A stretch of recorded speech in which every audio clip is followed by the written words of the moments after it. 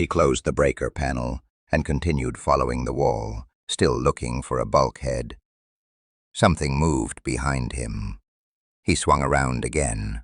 Again, he found nothing. "Show yourself." No response. Mason continued his search. Maybe I should just go up the stairs. This basement might not even have a bulkhead. He pointed his flashlight at the stairs that led to the kitchen. He took one weary step towards them when he heard the sharp click of a breaker being flipped.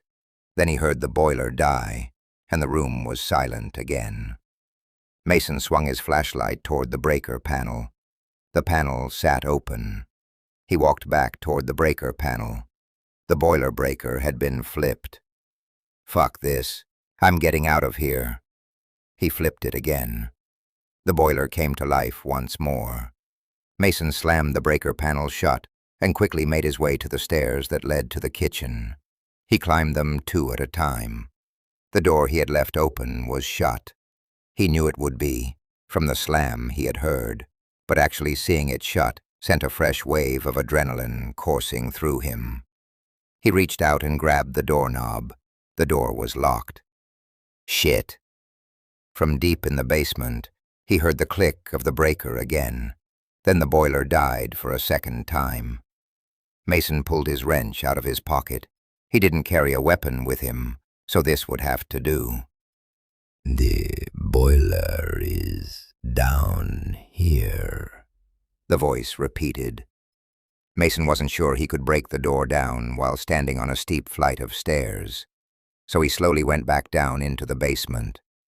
When he reached the bottom of the stairs, he did a quick sweep of the room with his flashlight. He saw that the breaker panel sat open again. He didn't approach it. He continued his search for a bulkhead. He had completely searched two of the walls and was turning to start the third one when he heard, "We don't have any heat." It was raspy and inches from his right ear. Mason spun around with the flashlight.